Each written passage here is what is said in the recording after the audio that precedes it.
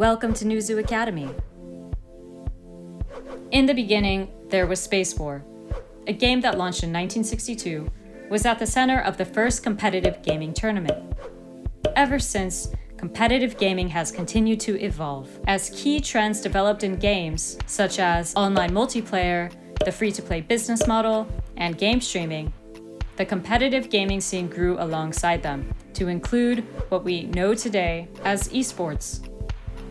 Esports is competitive gaming in an organized format with a specific goal or prize, such as winning a championship title or prize money. As a business, esports value is primarily driven by the fans, who attend events in person and watch matches online. Esports is continuing to grow rapidly each year, reaching more fans along the way and becoming an increasingly important opportunity and strategic element for brands and publishers. This video will help you understand the basics of esports and how you might benefit from it. It's critical to understand the difference between game viewing and esports. Game viewing is defined simply as watching others play any games for any purpose, while esports is focused on the organized competitive events. While the concept of watching people play video games may seem foreign, there are various motivations behind this growing behavior. At its core, game viewing is ultimately a form of entertainment in the same category as TV, though there are some reasons for watching content that are unique to gaming. For example, people may not have time to play a game themselves. Gamers also often watch others play to learn techniques from watching the best. Game enthusiasts may find certain game streamers charismatic or entertaining and choose to watch them no matter which game they're playing. The motivations can also differ between genders. For example, females on average are more likely to watch esports for social reasons than males. The types of games that people like to watch can range between puzzle games on a phone to shooters on PC. Many games which are popular to watch are not inherently competitive games, such as Minecraft. The primary viewing platforms are Twitch, YouTube, and Facebook in the West, and Huya, Douyu, and Bilibili in China. Other regions have local platforms as well. These platforms have become hotbeds of engagement in the games industry and form unique ecosystems on their own. Meanwhile, the same platforms that support game viewing are also where most gamers go to watch esports. In general, the consumption of non-esports content is greater than esports content. Across the globe, millions of fans will view matches on these streaming platforms. Matches can also be broadcast over TV or streamed on proprietary platforms. A critical metric for measuring viewing engagement is live hours watched. There is an assumption that the esports audience is only young and male. While men do represent a majority of enthusiasts, women still make up 33% of the esports enthusiast audience. Esports fans also skew young, with 78% of the audience younger than 35. A strong majority have full-time jobs and a large share report having high household income, making the audience extremely interesting for brands. Esports is similar to sports, in that a basketball fan is not necessarily also a fan of soccer. Similarly, if you're a fan of Overwatch, it doesn't mean that you also like League of Legends.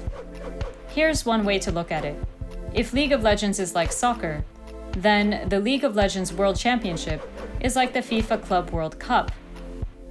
League of Legends is one of many esports, just like soccer is one of many sports. Esports is a blend of concepts between sports and gaming, taking inspiration from each, but also influencing each separately. There are many ways in which esports are similar to traditional sports, but there are also important differences. The esports ecosystem represents a complex value exchange process, so let's break it down. First, a publisher launches a game.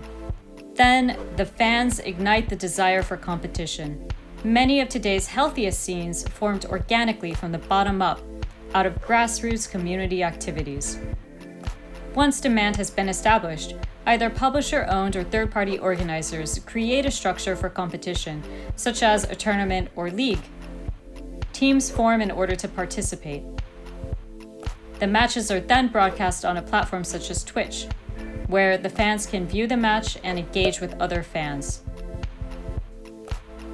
Through this entire process, brands are involved through sponsorships.